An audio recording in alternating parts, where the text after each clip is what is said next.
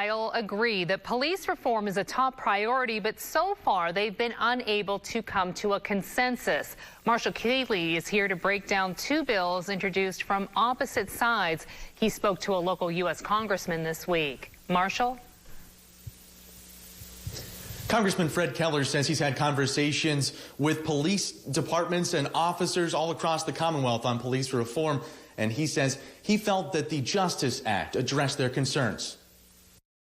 That bill had a lot of things in it that the local law enforcement wanted to see happen, transparency, training, accountability. This bill lost because it was woefully inadequate.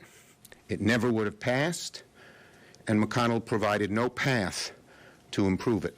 Representative Fred Keller was a co-sponsor of the Justice Act, a police reform bill introduced in the House and Senate by Republican lawmakers. The bill would strengthen police training methods, ban chokeholds, and reform the police hiring process to ensure officers fit the demographics of the communities they serve. It would give hiring departments access to an officer's disciplinary records, provide additional body cameras to police, and require a report to the FBI when an officer uses force or discharges a weapon. This week, Senate Democrats voted it down. They didn't bring the votes to even discuss it. I mean, if you discuss it and then you don't like it, that's one thing.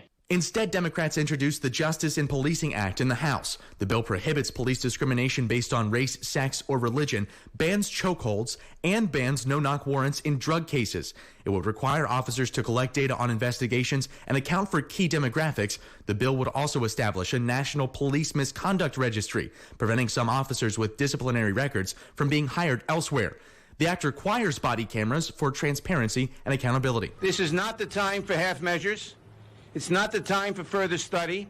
It's not the time for sham fake reform. The bill would change federal criminal statute, making it easier for officers to be prosecuted and allowing individuals to seek damages in court. It would also limit the use of military-grade equipment. It's going to limit what a police force can do to make sure it can procure the necessary items to keep the officers and the public safe. And this movement will not be deterred.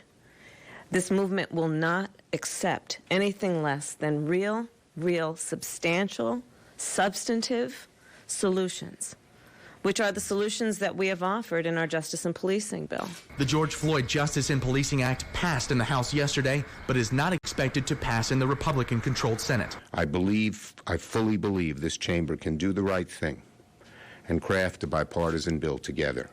We've done it before.